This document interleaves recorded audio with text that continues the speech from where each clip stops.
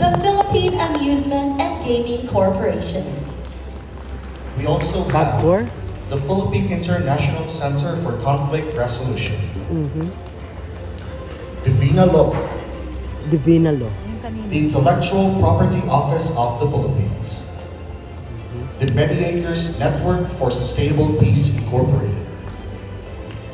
The Philippine Institute of Arbitrators Incorporated. And the Young PIO.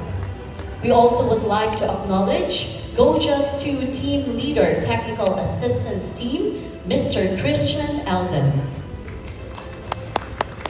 Thank you very much to all of you for supporting the OADR and this convention. Now, Arvin, we are finally ready to begin our program formally. To deliver the welcome address, let us welcome on stage the newly appointed Executive Director 5 of the Office for Alternative Dispute Resolution. Everyone, let's give a warm applause to Attorney Margaret Riza D. Andaman. Margaret Riza Andaman. Siya yung kanina. Bata pa. Bata pa, no? Ay, ang ganda. Sorry. Ganda Good siya. morning po sa inyong lahat. Bago ako magsimula, nais ko munang batiin ang ating mga panauhing pandangal. The Honorable Yusek in charge of the OADR, Yusek Jesse Hermogenes T. Andres,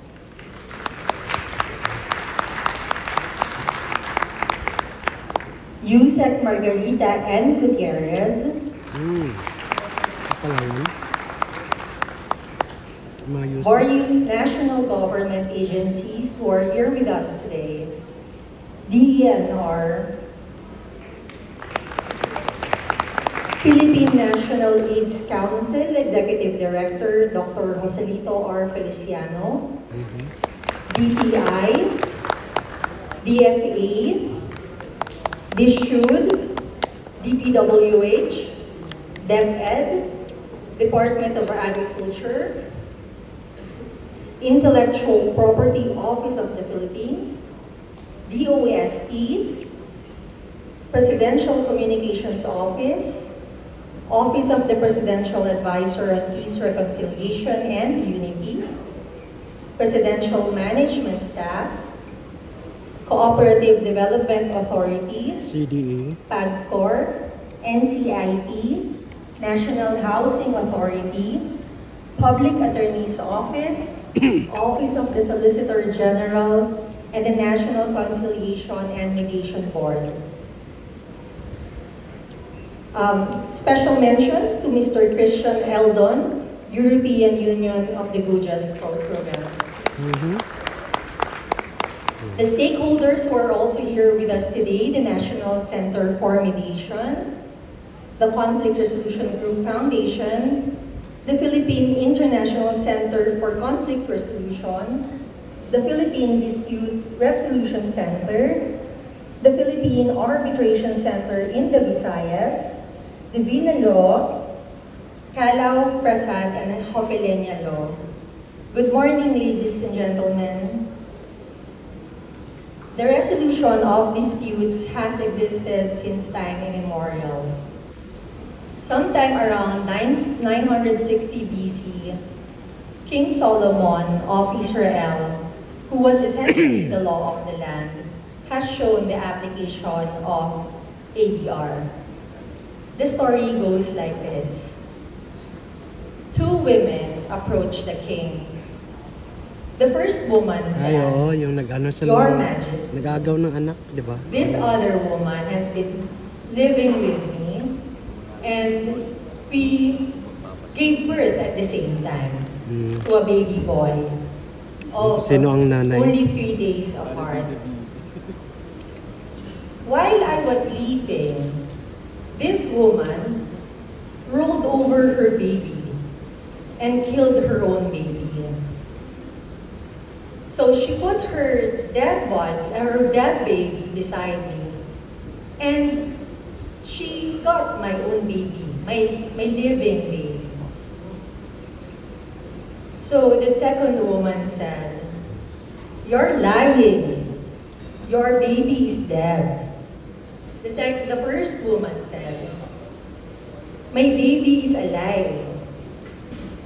They argued back and forth in front of King Solomon, and from there King Solomon said, give me the sword. I will cut the baby in half. Mm. The first woman said no. Very familiar. The second woman said, yes, cut her in half.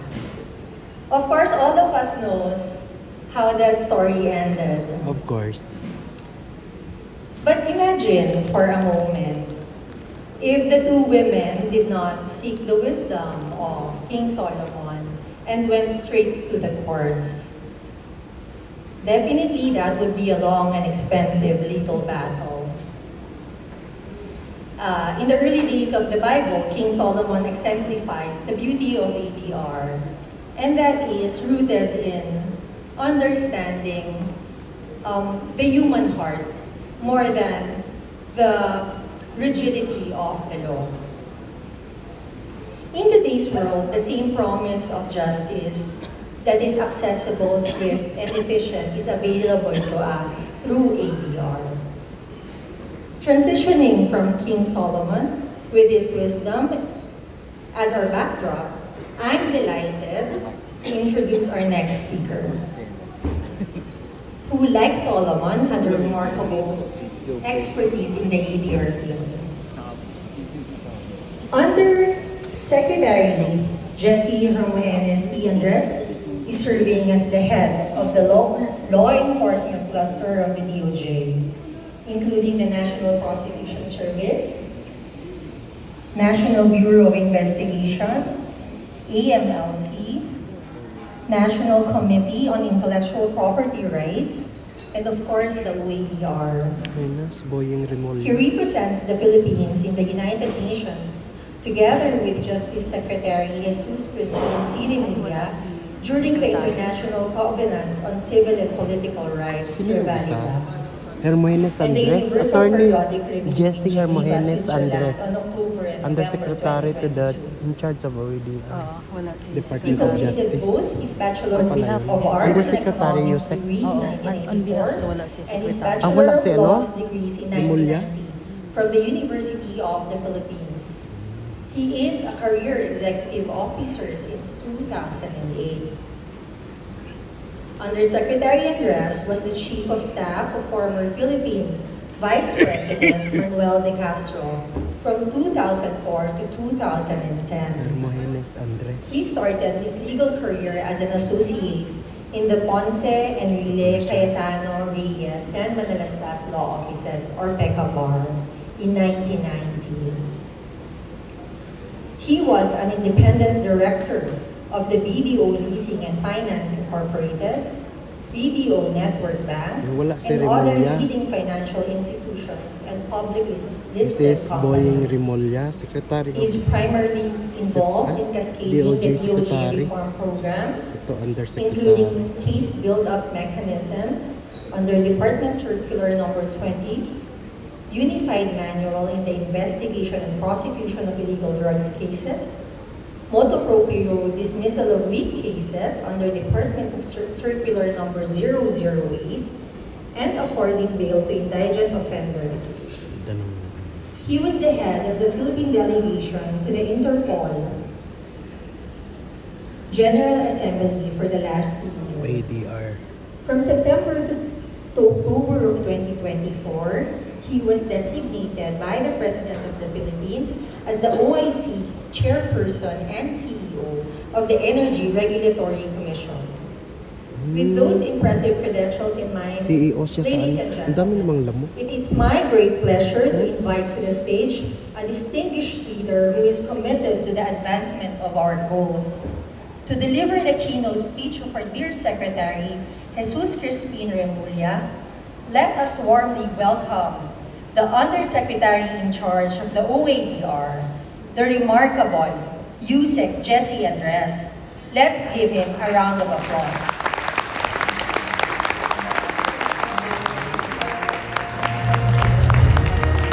On behalf of the Justice Secretary, DOJ Secretary. Mauday na siya. Good morning everyone. Kindly take your seats.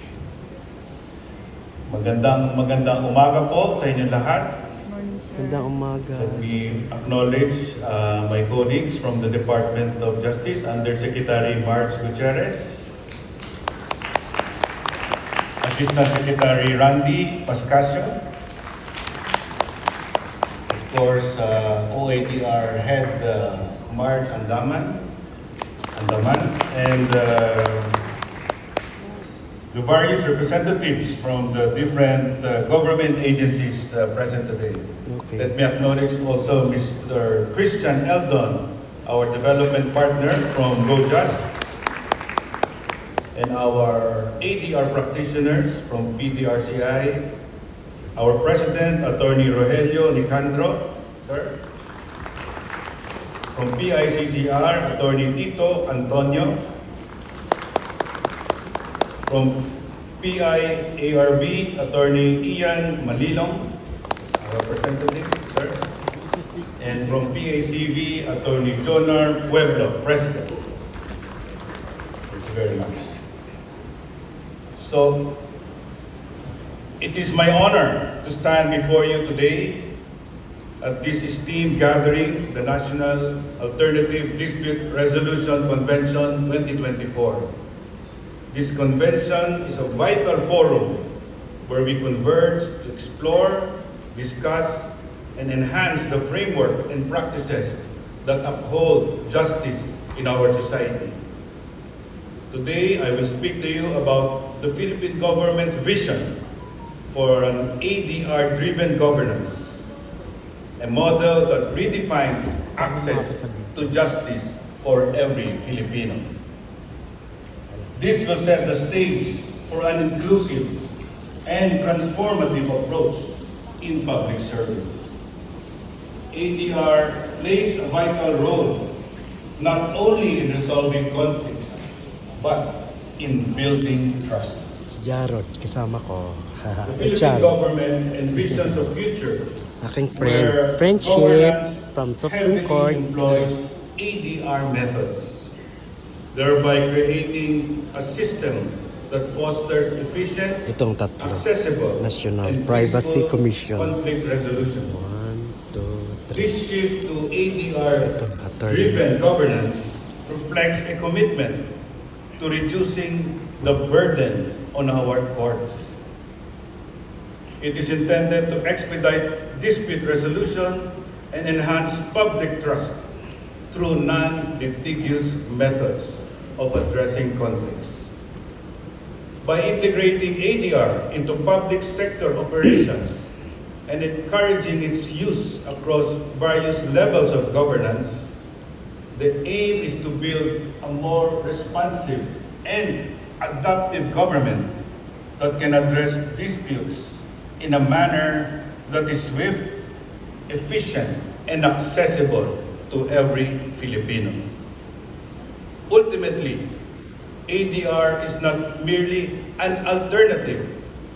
It is central to our vision in governance, where Filipinos primarily choose ADR in the face of disputes. This ambitious vision builds on a strong foundation grounded in Republic Act 9285 or the Alternative Dispute Resolution Act of 2004. This piece of legislation, ladies and gentlemen, if I may share, was crafted at the time when I was with the Senate. And the principal author and sponsor was my principal, then Senator Noli Di Castro. Wow. Just to acknowledge the father of the ADR law. Newly And I am so happy that this was my baby during that time. And now my baby has become all of you. It has grown so much, so big. Congratulations to all of you for helping let this matter grow into the big effort that it is now. This monumental piece of legislation established ADR as a credible and accessible pathway to justice and created this office, the Office of Alternative Dispute Resolution, OADR, an agency under the Department of Justice, which has played a crucial role in advancing ADR all across the country. Building on this foundation, the DOJ, through the OADR, has continued to strengthen the ADR framework through the Philippine ADR Code Project, developed in collaboration with the European Union's Governance in Just program, or GoJust. This project enabled us to draft a proposed bill aimed at updating the ADR Act and ensuring that it remains responsive to contemporary needs and laying the groundwork for ADR to evolve from an alternative method to the primary choice for dispute resolution. I have been a practicing lawyer for 32 years, I believe. Ay, wow. And ADR method is really central to dispute resolution. I have represented previously clients in arbitration proceedings on construction disputes, and it has proven to be the more effective method of addressing disputes, and also to declare courts of unnecessary cases when matters can be better addressed through technical arbitration. And we have very many competent professionals in the field of arbitration. And I thank all of them for putting this thing together and pushing it forward. And believe me, the government is fully behind you in developing ADR as a central method in governance. Central method and All construction contracts now indicate an arbitration clause so that matters can be addressed more expeditiously and more competently via arbitration. And this will continue to be the policy of government. Further to this, promotional campaigns and capacity building programs that aim to raise public awareness and enhance the skills and knowledge of ADR practitioners were conducted by the OADR.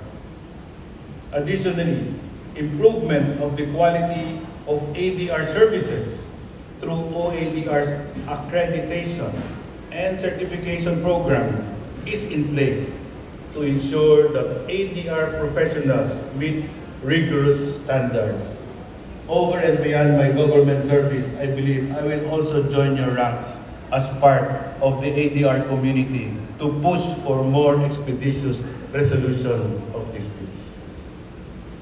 Likewise, the Philippine judiciary has also been instrumental in advancing ADR in the country. The Supreme Court has integrated ADR mechanisms within the very judicial system, particularly through the establishment of court-annexed mediation and judicial dispute resolution programs.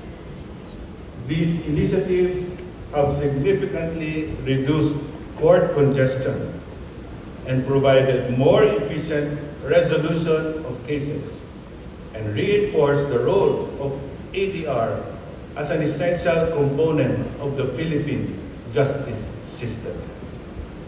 Moving forward, the current administration is committed to further reforms aimed at harmonizing our ADR laws with international best practices, ensuring that our legal framework is robust and aligned with global standards. Complementary to this, DOJ issued a clear directive for the agency that we must begin by strengthening ADR within our own Office. government. ADR methods can be utilized even within government agencies to resolve disputes. Starting with the DOJ, our goal is to set an effective ADR integration in government dispute resolution, paving the way for an ADR-driven governance. This will create a ripple effect across all government agencies. In an era marked with rapid change and growing complexities, our governance model must evolve to reshape how we resolve conflicts in our communities. Adopting an ADR-driven governance model presents a unique opportunity to prioritize community engagement and communication instead of confrontation. This transformation is not just an innovation, it is a necessary evolution to strengthen our democracy, improve our justice system, and promote practices where dialogue takes precedence, allowing effective resolution of disputes. Transitioning to an ADR-driven governance model is not just a possibility, it is an imperative for a more just and equitable society that thrives on active participation. Under the Bagong Pilipinas banner, we will commit to a governance model that prioritizes effective dispute resolution where every Filipino is heard, valued, and empowered. ADR should provide the voice for the voiceless. While we have made progress, there is still much work to be done. We are gaining ground, and with the collective efforts of our government, the private sector, and our dedicated, competent, and professional ADR community, we are steadily heading in the direction we are collectively aiming for. Our commitment to ADR extends beyond the public sector, and the government recognizes the importance of collaborating and supporting the Philippine ADR community. We are eager to work with all of you to promote the use and benefits of ADR in the country, and hopefully when I rejoin the ranks of the private sector, you will find a place where I can have a part in the ADR community. We believe that by working together, we can enhance the quality of ADR practices, share innovative solutions, and ultimately make ADR a cornerstone of Philippine governance. The unwavering commitment to justice, our innovative spirit, and the resilience of the Filipino people are the qualities that set the country as an environment where ADR can truly thrive. Our rich cultural heritage, which emphasizes community and dialogue, naturally aligns with the principles of ADR. Bayanihan probably was the origin of ADR methods in the Philippines, and that is exactly within the nature of the Filipino people. Moreover, our legal professionals are not only skilled, but also deeply dedicated to upholding the rule of law and ensuring that justice is accessible to all. Ultimately, the role of the Department of Justice is to ensure that access to justice is ensured to every Filipino. And ADR is central also as an instrument, as a tool for us to accomplish this. We are a nation that values dialogue. We value respect, and we value mutual understanding.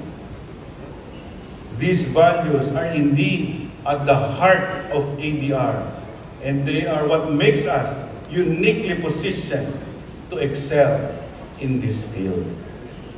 In closing, I call upon all of you here gathered today, all government officials, legal practitioners, ADR experts, and members of the Philippine ADR community to join us in this very important journey. Nothing is achieved overnight. Always we have to understand that reforms have to be developed through a roadmap, and all of us have a part in fulfilling and accomplishing that roadmap. We have charted our destiny, and it is going to be accomplished through everyone's individual effort, especially those gathered here today. Together, let us work to realize an ADR-driven governance to provide better access to justice for every Filipino by innovating, collaborating, and upholding principles that make ADR a powerful tool for justice. We can drive meaningful change and elevate the standing of Philippine ADR. We will build and preserve a society where justice is not just a privilege, but a right of every Filipino.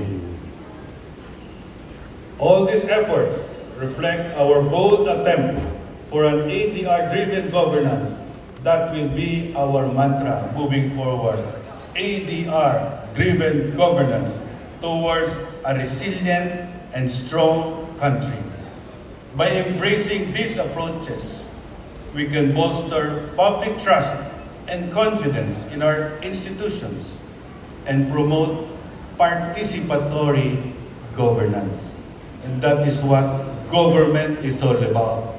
It is a government for the people, and the people's participation is essential for it to be a truly representative government.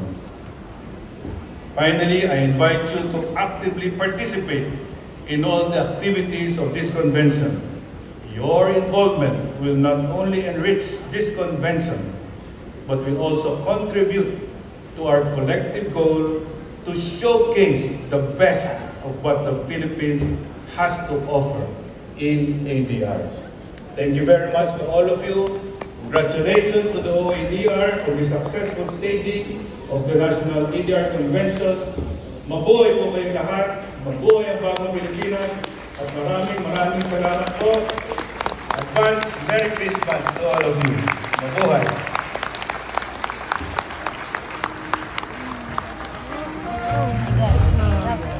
Uyan na. Thank you, Yusek Andres, for reminding us to make justice more accessible To all the Filipino Filipinos. people, to make ADR the voice of the voiceless, and to build from here a government dispute resolution. At this point, I would like to also acknowledge the presence of our DOJ Assistant Secretary, Sir Randolph A. Pascasio.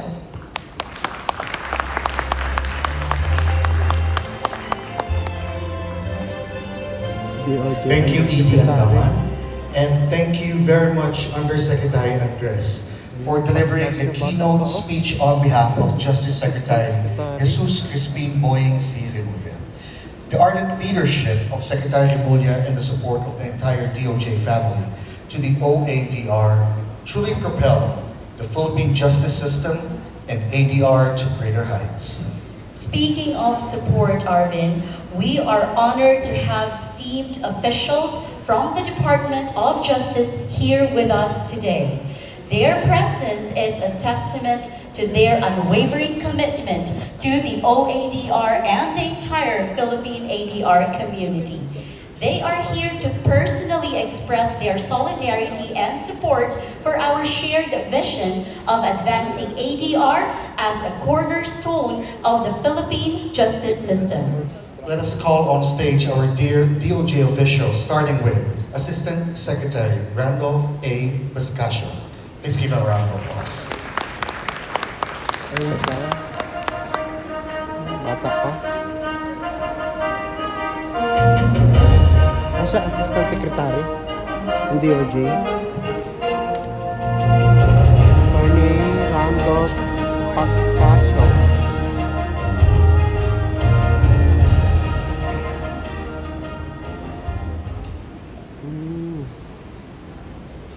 Good morning, everyone. Morning. I'm honored and privileged to attend this event, the 2024 National Alternative Dispute Resolution Convention. Much more so that I'm given this opportunity to express not only my personal but our collective support for the Office for Alternative Dispute Resolution.